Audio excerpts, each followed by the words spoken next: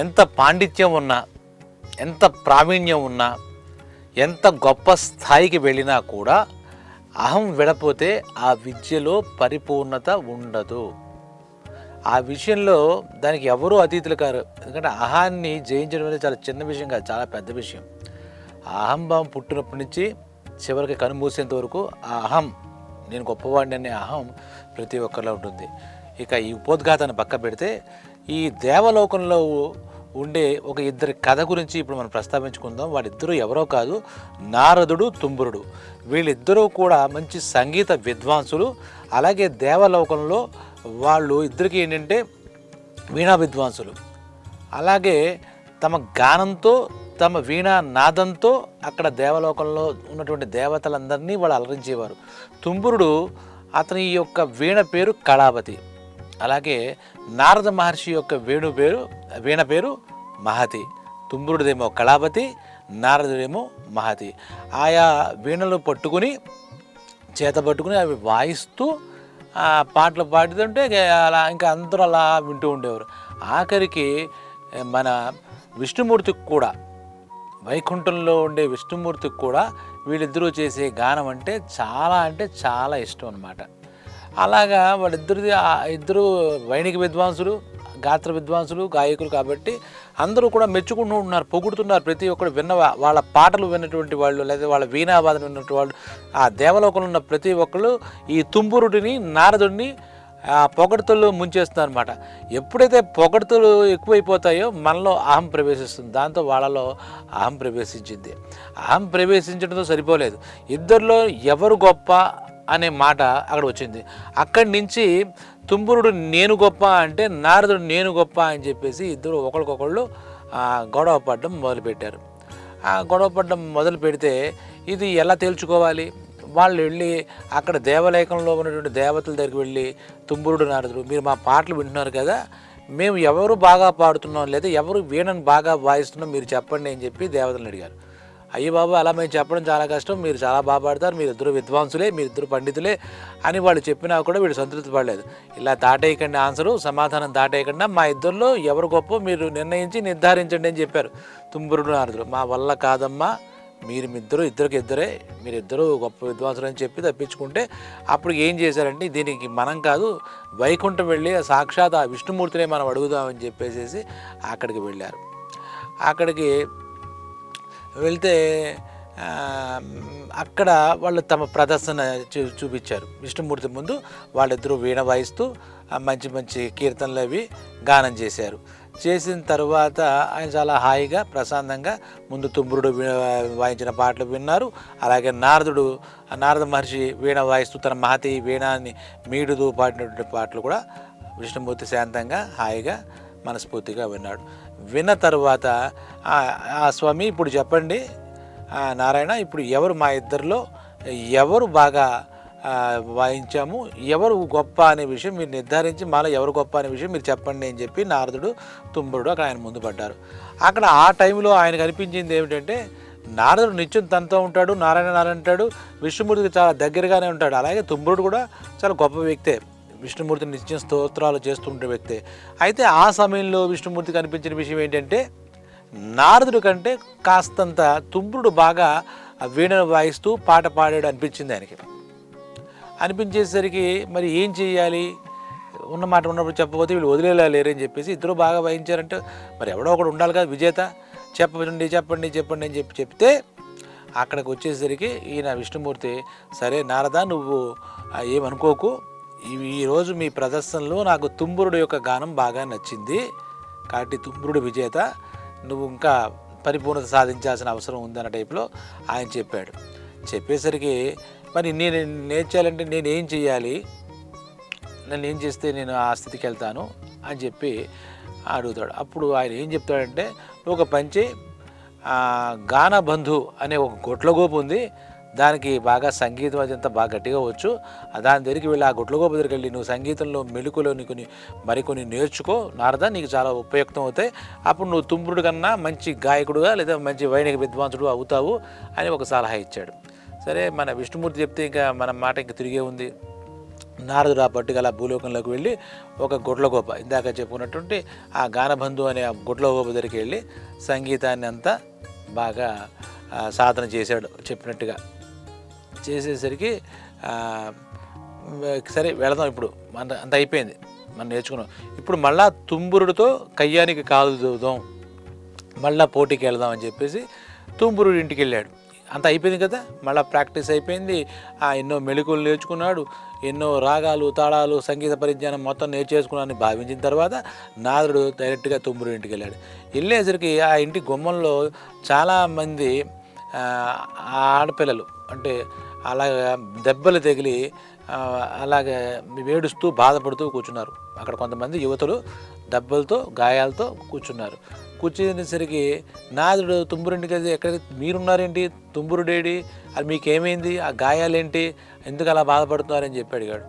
ఏం చెప్పమంటావు, కడుపు ఉంటే కాలుమే పడుతుంటే, నారద మహర్షి ఇదంతా నువ్వు చేసిన పని, మేము రాగాలకు అధిదేవతలం, రాగాలకు సంబంధించిన వాళ్ళం, నీవు చేసినటువంటి సాధన వల్ల ఈ రాగాలాపనల వల్ల మాకు ఈ గతి పట్టింది, నువ్వు పాడిన పాట వల్లే మాకు ఇలాంటి గాయాలు అయ్యాయి, నువ్వు గేయాలు కాదు పాడింది, మాకు గాయాలు చేసావు అని చెప్పి చెప్పారు.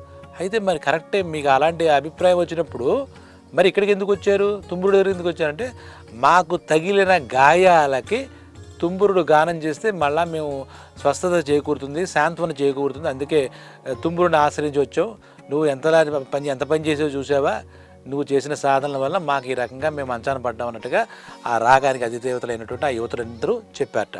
అప్పుడు మళ్ళీ ఇంకోసారి సిగ్గుపడ్డాడంటే, మనకన్నా తుంబురుడే గొప్ప, మన వల్ల ఏవో వీళ్ళకేవో గాయాలయ్యాయట, ఆ గాయాలకేవో ఆయన సంగీతం ద్వారా చికిత్స చేసి వాళ్ళకి స్వస్థత చేకూర్చుకుంటాడట అని చెప్పేసి ఈసారి ఏం చేశాడు, మళ్ళా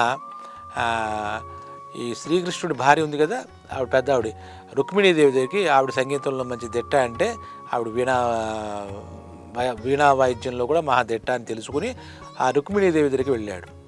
అంటే రుక్మిణీదేవి అంటే సాక్షాత్ లక్ష్మీదేవి అవతారమే కదా, అమ్మ ఇలా జరిగింది, నాకు ఈ కష్టం వచ్చింది, తుంబురుడే పెద్ద ఆయన విష్ణుమూర్తి గారు తుంబురుడే గొప్ప అన్నాడు, ఆ తర్వాత నేను ఏదో సాధన చేసి రమ్మన్నాడు, వస్తే ఇక్కడ ఈ రాగాలకు అధిపతులైనటువంటి ఈ యువతలు కూడా ఈ రకమైనటువంటి మాటలన్నీ నన్ను అవమానపరిచారు, నువ్వు ఏదో ఒకటి చెప్పాలి, నేర్చుకుంటాను, నేను ఏదో చేస్తాను పదండి అని చెప్పేసి అంటే రుక్మిణీదేవి పాపం, అయ్యో నువ్వు ఇలా జరిగిందా నారదా అని చెప్పి ఆవిడ తెలిసిన సబ్జెక్ట్ అంతా సంగీతం అంతా బోధించింది.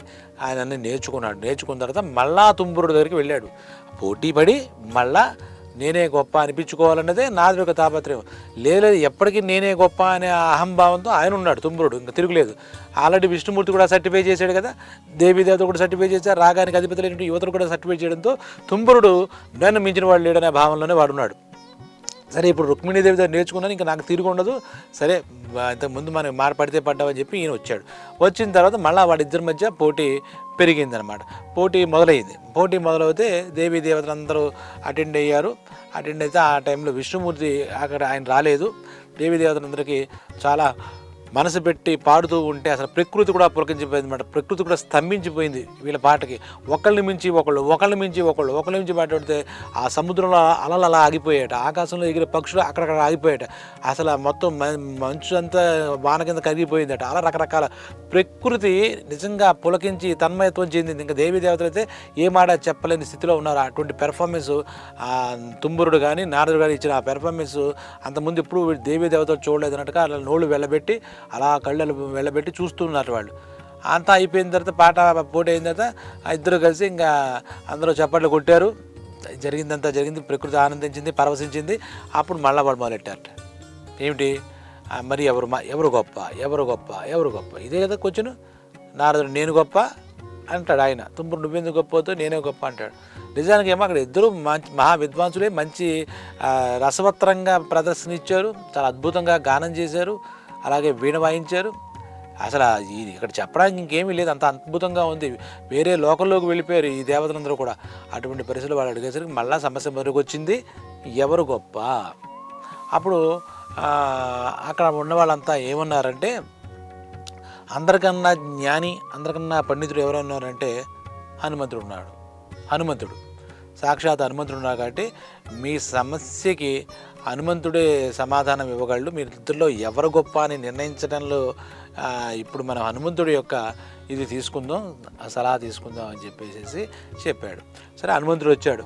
వాళ్ళిద్దరి మధ్య కూడా మళ్ళీ హనుమంతుడు వచ్చి ఏంటి మీ సమస్య అంటే మీ ఇద్దరం ఇల్లు ఇప్పటి నుంచో తేలట్లేదు, ఇలా ఇలా ఇలా ఉంటుంది అని చెప్పి మా ఇద్దరిలో ఎవరు గొప్ప అని అడిగారు మన నారదుడు తుంబురుడు. అప్పుడు ఆయన ఏం చేశాడు, ఇది పాడండి, ఒక పాట పాడండి అన్నాడు. పాడితే ఇద్దరిది బాగుంది, ఇద్దరు బాగా పాడారు. సరే ఇక్కడ వీళ్ళల్లో ఉన్నటువంటి అహంభావం ఆ రకంగా మాట్లాడిస్తుంది, నేనే గొప్ప అని అనిపిస్తుంది అని చెప్పేసి ఆ విషయాన్ని మహాజ్ఞాని కదా ఆంజనేయ స్వామి గ్రహించాడు. హనుమంతుడు గ్రహించి మీ ఇద్దరు వీణలు ఇలా ఇవ్వండిరా అన్నాడు. ఇలా అంటే ఇస్తే ఆ వీణ మీద ఇలా వాయిస్తున్నప్పుడు అక్కడ మనకి మెట్లు కింద ఉంటాయి, మెట్లు అంటాం వీణకి. ఆ మెట్లు ఉంటే ఆ నారదుడు యొక్క వీణలో ఉన్నటువంటి మహతి ఉంది కదా, ఆ మహతిలో ఒక 2 మెట్లు పక్క విరక్కొట్టి తీసేసాడు బయటికి, 2 మెట్లు. తర్వాత తుంబురుడు వీణ కళావతిని తీసుకుని ఒక 2 మెట్లు తీసి పక్కన పడేశాడు. ఇప్పుడు మెట్లు మొత్తం అన్ని మెట్లు లేవు, సంపూర్ణంగా లేవు. ఆ వీణలు వాళ్ళ వీణలు వాళ్ళకి ఇచ్చి, బాబు ఇప్పుడు మీరు ఈ వీణ వాయిస్తూ ఒక మీ కచేరీ చేయండి, మీ అద్భుతమైనటువంటి వీణ విద్వాంసుడు కదా, మీ వైదుష్యాన్ని మాకు చూపించండి అని చెప్పేసి అడిగేట హనుమంతుడు. శ్రీ హనుమంతుడు అడిగేసరికి వీళ్ళు మోకం తేలేశారు. ఎందుకంటే ఆ వీణకు ఉన్నటువంటి అన్ని మెట్లు ఉంటేనే వీణ వాయించగలుగుతాం, లేదంటే ఆ వీణకి ఒక్క మెట్టు సరిగా లేకపోయినా, శృతి సరిగా లేకపోయినా వీణ వాయించను. ఆ మెట్లే వీణకి సారి గమ పదం అంటే ఆ మెట్ల వల్లే వస్తుంది. 2 తీసేసేటంటే 2 స్వరాలు తీసేసినట్టే ఒక రకంగా. వాడు ముందు చెయ్యే కదలదు ఎంత విద్వాంసుడికైనా. వాళ్ళు ఇలా కొంచెం తీసుకుని ఏదో చెప్పి ఇలాంటి పరీక్ష పెట్టేటంటే దీని మీద మనం ఏం వాయించగలం. మరి ఎంతటి విద్వాంసుడిని గర్వాహంకారాలతో ఉన్నట్టు వీళ్ళిద్దరూ కూడా ఎప్పుడైతే ఆ మెట్లు తీసేశారో అసలు పడట్లేదు, ఏమీ స్వరాలు ఏం రావట్లేదు, ఏం వాయించలేకపోతున్నారు. ఇంకేంటి ఇంకా అప్పుడు హనుమంతుడు మరి ఏంటి, మరి ఇంత చెప్పారు, ఇంత గొప్ప అన్నారు కదా మీరు, మరి ఏంటి నేను చెప్పినట్టు వీణ వాయించలేకపోతున్నారు ఏమిటి అని చెప్పి అన్నాడు. అదేంటి మీరు చేసిన పరీక్ష చేయండి స్వామి, ఆ వీణ మెట్లు విరక్కొట్టి మీరు మమ్మల్ని వీణ మీద అద్భుతాలు సృష్టించమంటే ఎలా కుదురుతుంది, అది మీరు చాలా అన్యాయంగా మాట్లాడుతున్నారు, ఇది కాదు కరెక్ట్ కాదు అన్నట్టుగా వాళ్ళు చిన్నబుచ్చుకున్నారు. అప్పుడు ఆంజనేయ స్వామి ఏం చేశాడంటే గమ్మత్తు చేశాడు. మీకు ఇలా ఉందా అని చెప్పేసి అక్కడ దగ్గరలో ఉన్నటువంటి ఒక వెదురు బొంగు తీసుకుని దానికి ఒక తీగ చుట్టి, ఒక తీగ ఒక వెదురు బొంగు తీసుకుని, ఇప్పుడు మీరు అనుకున్నటువంటి పాట నేను వాయించి వినిపిస్తాను చూడండి, ఏ మెట్టు లేదు ఈ వెదురు బొంగులో, తీగ కూడా ఒకటే ఉంది, దీనికి ఏమో శృతులు గీతులు కూడా ఏమీ లేవు, కాకపోతే పాట వినండి అని చెప్పేసి అద్భుతమైనటువంటి వీణానాదంతో ఒక అద్భుతాన్ని సృష్టించాడు ఆంజనేయ స్వామి మహానుభావుడు. ఆయన అన్ని శాస్త్రాలను బాగా జ్ఞాని, అందరూ డౌట్. అలా వాయిస్తుంటే వీళ్ళు మంచి మంచి వీణలు పెట్టుకుని వాయించేదానికన్నా ఒక అద్భుత రసానందం కలిగిందట అక్కడ ఉన్నటువంటి దేవతలందరికీ. ఆ టైంకి వైకుంఠం నుంచో మరి ఎక్కడికి వెళ్ళి వచ్చాడు విష్ణుమూర్తుడు అక్కడ వచ్చి అలా తన్మయంగా ఆంజనేయ స్వామి వాయిస్తూ పాడుతున్నటువంటి ఆ అద్భుతమైన పాటలు అలా వింటూ నిలబడిపోయాట. అదంతా అయిపోయిన తర్వాత అప్పుడు తుంబురుడు నారదుడు ఆంజనేయ స్వామి అంటే మన హనుమంతుడి కాళ్ళ మీద పడ్డారట. అప్పుడు విష్ణుమూర్తి చూసారా, మన హనుమంతుడి మించి ఇప్పుడు మీరు విద్వాంసులు మీరు చెప్పగలరా, మీరు వీణలు ఇన్ని పట్టుకున్నారు, ఇంత సాధనలు చేశారు, ఇన్ని చోట్ల నేర్చుకున్నారు, అయినా కూడా మీరు హనుమంతుడి ముందు ఎందుకు పనికిరాని వాళ్ళే, మీ ఆయన పాండిత్యం ముందు దిగదుడిపే. ఒక్క విషయం గ్రహించుకోండి, విద్వాంసుడు కానీ పండితుడు కానీ అహంభావం ఉండకూడదు. నేనే గొప్ప అనే అహంభావం ఉంటే అక్కడితో వాడి చరిత్ర ముగుస్తుంది. కాబట్టి నిరంతరం ఒక విద్యార్థి నేర్చుకుంటూ ఉంటే మాత్రమే వాడి విద్యలో పరిపూర్ణత సాధిస్తాడు.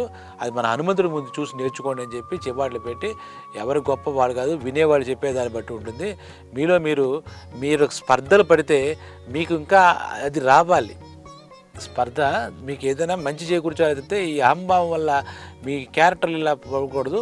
అహంభావాన్ని పూర్తిగా విడనాడితే మాత్రమే మీరు నేర్చుకున్న విద్యలో కానీ మీరు ప్రదర్శిస్తున్న విద్యలో కానీ పరిణతి వస్తుంది, పరిపూర్ణత వస్తుంది అని చెప్పేసి విష్ణుమూర్తి కేకలేసేట. ఆ విధంగా దేవలోకంలో ఉండేటువంటి వైణిక విద్వాంసులు నారదుడు అలాగే తుంబురుడు, మనం తప్పు చేసాం, మనం అనవసరంగా అహంభావానికి గురయ్యాం, అహంకారాన్ని ప్రదర్శించాం, స్వామి చెప్పిన దాంట్లో ఇది ఒక సత్యం ఉందని చెప్పి అప్పటి నుంచి ఇద్దరూ కూడా గొప్ప విద్వాంసులే, దేవలోకాన్ని అందరినీ అలరించిన వారే, సాక్షాత్ త్రిమూర్తులు అలరించిన వారే. ఆ రకంగా తమ అహంభావాన్ని వదిలి మంచి పేరు తెచ్చుకుని అలా శాశ్వత లోకాల్లో అలా ఉండిపోయారట. స్వస్తి.